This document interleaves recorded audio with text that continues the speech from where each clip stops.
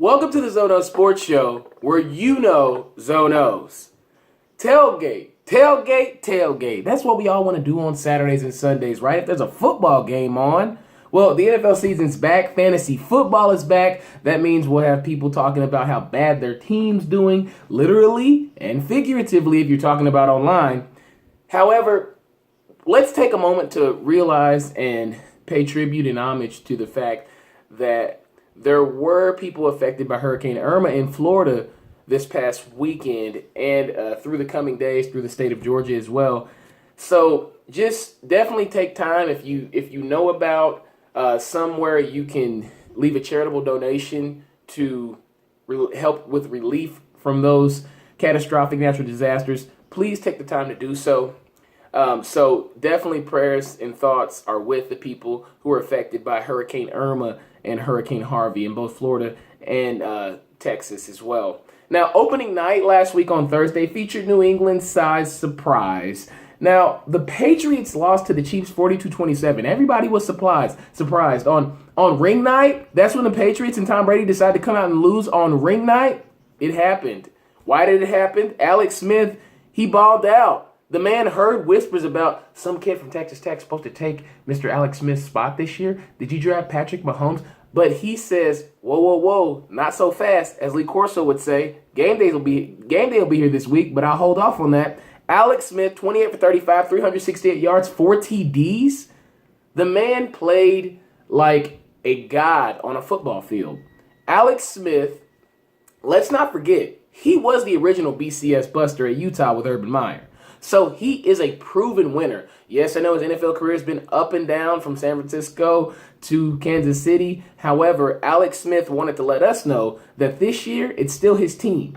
So Patrick Mahomes, you may have to sit back and wait a little bit like Aaron Rodgers did behind Brett Favre. Now, I'm not comparing Alex Smith to Brett Favre, but didn't he sure look like it on Thursday night?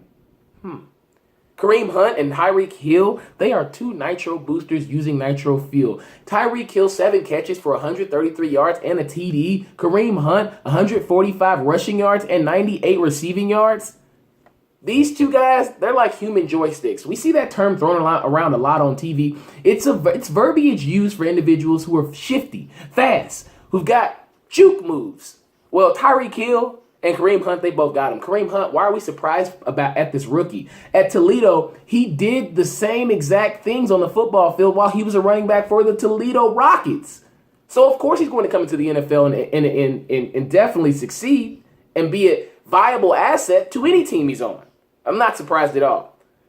They're mismatches for linebackers. So watch out for Tyreek Hill and watch out for Kareem Hunt if you're playing the Kansas City Chiefs. Do not sleep on those two guys. The biggest surprises of the weekend for me, the Rams, they beat the Colts, blew the Colts out. Now, I knew the Colts wouldn't be great because Andrew Luck still suffering from the shoulder. However, I did not think or foresee the Rams winning 46-9 over the Colts. Sean McVay, the young coach, the young pup, the young gun, 30-something years old, he gets his first win, gets water thrown on him. 21 for 29, Jared Goff was for 300 yards. Didn't look like the same flustered Jared Goff that we saw last year. So I like the Rams' season to go okay this year. I don't like them to be at the bottom of the NFC West. I think they'll actually do something that matters within that division because if you look at how Seattle's defense kind of sort of struggled against Green Bay, and then you take into account that the Niners aren't a great team, and then you take into account that the Cardinals just lost David Johnson, so for the season potentially because he could have to get wrist surgery. So pay attention to these Rams. They could definitely make some noise in the NFL playoffs this year if they can get out of that division. Deshaun Watson threw his first TD pass in a loss. The Jags blew out the Houston Texans, though. And yeah, Leonard Fournette, 23 carries for 100 yards. I'm not overly impressed. He's supposed to do that. We saw him run for 200 a game 2 years ago. When are we going to see Leonard Fournette make that impact, the identical impact that he made in college in the pros? When are we going to see that correlation? I'm waiting on it. 100 yards, 23 carries, 1 TD. Okay, that's okay for a rookie debut. Maybe I'm being a little bit too harsh, but considering I'm speaking of a guy who considered the NFL easy, that's a pretty kind of good performance, but not what I would expect from a guy saying the NFL is easy. And Bill O'Brien, you're stupid. Why did you not switch to Deshaun Watson earlier? Why did he not start? Why are you starting Tom Savage anyway? Aren't you a quarterback guru? What does Deshaun Watson have to prove to everybody? He had to prove to the Heisman people that should have been the Heisman. He had to prove to everybody else that his team's the best team in the country by beating Alabama on the field. Now he's got to prove that he's an NFL starter? What does Deshaun Watson have to prove? He's better than Tom Savage. Bill O'Brien, you're crazy. Why is Tom Savage? Why was he in the game in the first place? That's why you got down 19-0 at halftime in the first place. And I feel sorry for guys like J.J. Watt, Jadeveon Clowney, people who are DeAndre Hopkins, people who are on that team who have to sit back and watch and say, when's coach going to put in this Heisman candidate, national championship quarterback over Tom Savage? Where did he play? Was it Pittsburgh or Rutgers? Come on now. Get smarter, Bill O'Brien. Beast mode emphasizes physicality versus the Titans. Did you see the run over Jurrell Casey? Jurrell Casey, great defensive run stopper on the D-line there.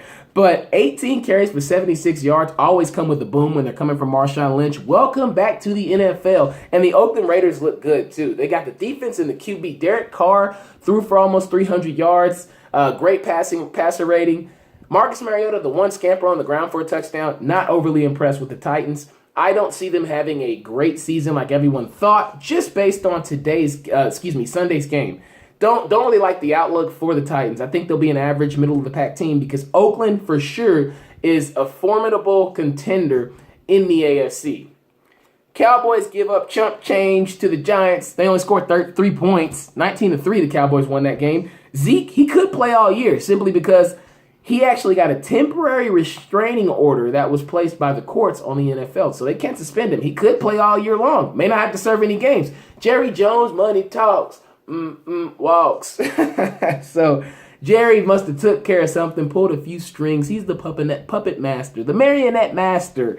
So Zeke, shout out to you, sir. Enjoy playing football, and we'll just see what happens with this. This is interesting. This is unprecedented. We could see players each time they get suspended for marijuana, domestic violence, drunk driving. They could appeal this and take it to court. The NFL don't want no parts of that. I'm sure they don't. Odell obviously is the man. Did you see his team only scored 3 points? And he was just over on the sideline chilling. Now, you think about it, he got hurt in that preseason game, but I have some bargaining leverage now if I'm Odell Beckham. I'm thinking to myself, you bums can't win a game without me. You can't score without me. So I need my money when I need it. Monday Night Football. Vikings beat the Saints. Sam Bradford, 27-32, 346 yards, 3 TDs. Adrian Peterson, 6 carries for 18 yards. I said before the game on Instagram that, I think he could have 150. We saw him on the sideline barking at Sean Payton because he wanted to run the inside zone. Well, Adrian Peterson, you're not the coach of the team. You got to realize you're not in Minnesota anymore. You're playing for New Orleans. So they're not going to run the ball as much as they're going to pass it with a quarterback like Drew Brees. Get with it or get lost. Mark Ingram doesn't want you there anyway. And they've got Alvin Kamara, who's a young running back who can catch out of the backfield and run between the tackles. He's a 3-down back. So, AP, you better just be happy to have a job. Oklahoma muzzled the horseshoe Saturday night in college football. Baker Mayfield threw for almost 400 yards and 3 TDs. Great game. I expect that type of magic from Baker Mayfield. But the extracurriculars are something that really gets on my nerves with this guy. I love all the Instagram and YouTube videos of him dancing and whipping and, hitting them folks. I love all that. But after the game, he planted the flag in the middle of the OSU field. And I guess that was a statement for what they did last year, how they celebrated on the field in Oklahoma. He apologized later. Now, remember February 2017, Baker Mayfield? Honestly, there's a lot of guys who probably wouldn't even have been playing in this game. They would have gotten 2 or 3 game suspension because of what you did back in February, trying to flee from police, being drunk and disorderly conduct, things of that nature. So if I were you, I would pump the brakes and try to take a Heisman because Lord knows you've been up for it twice already. And Lamar Jackson started out pretty fast, over 700 yards passing, almost 300 yards rushing, I think 239 to be exact. You might want to cool it off, Baker Mayfield, because you don't want to cost yourself that award and you don't want to get a bad reputation for yourself and the team because refs remember that in games to come. So great win for Oklahoma. Urban Meyer obviously got a lot to fix for Ohio State. Lamar was Lamar for Louisville against North Carolina, threw for 400 yards and 3 TDs. Oh, and by the way, he looks a little bit bigger, too. Looks like he got a little more meat on the bones. The defense has got to catch up, though. Defense, where you at? 35 points to North Carolina? Come on, guys. You can't give up those type of points against Clemson. Clemson coming to town for game day this week against Louisville. They won 14-6 on Saturday against Auburn and rushed the field. I don't know why they rushed the field. You guys are supposed to be used to wins like that. You're the defending national champions. Why are you rushing the field against Auburn? Louisville, will they avenge this loss that they got last year to, the loss they received last year to Clemson in Death Valley? Will they avenge that this year? It'll be a blackout in Papa John's Cardinal Stadium. So I fully expect it to be loud. Game day will be here. It will be a momentous occasion. So I look forward to seeing how the Cards fare in their home stadium, because we saw they beat up Florida State last year in DeAndre Francois. If they beat Clemson, the path to the ACC crown looks clean because they get to go to Florida State and play against a DeAndre Francois-less Florida State Seminole squad. So take care of business at home against Clemson, Louisville. That be my best bet. MLB-wise, the Cleveland Windians, or Indians, whatever you want to call them, they're hotter than a sweaty grandpa in the middle of July. 19 straight wins, 100-plus run differential. This team has no signs of slowing down. They've got Corey Kluber, Trevor Bauer. They've got a nice bullpen. They've got hitters, Encarnacion. Ramirez knocks them out of the park. Lindor, the young shortstop, athletic, can hit the ball great. Triples and home runs wherever you want them. I really like the Cleveland Indians to win the World Series, opposed to the favorites that everybody was talking about. Who are the LA Dodgers? They've lost 11 straight. Clayton Kershaw playing like a bum. It doesn't look too good for LA. So I don't know if they'll make it to the NLCS, but right now they look BAD. So we'll have to see what happens in Major League Baseball. Great wild card races shaping up. NBA-wise, KD versus Steph. KD dissed Under Armour and said over the weekend, who wants to play in Under Armours? Nobody wants to play in Under Armours. And then Steph comes out and says, this will never break us. Steph knows. He says plenty of people want to wear Under Armour. Steph knows nobody wants to wear that Under Armour on the court. They want that check or they want that 3-stripe. They don't want that UA. They don't want that. So, but I don't think that KD should have came out and said anything about that. And they're trying to create a rift between these guys already. You see what they try to do to great things, the media, just break it up. I'm not trying to break it up. I want to see the chef and KD cook for quite some time. Now, make sure you catch my show next week. We will definitely chat. Stay up with me on season 2. I love bringing you guys sports from Zono Sports. Make sure you keep watching Zono Sports, where you know Zonos.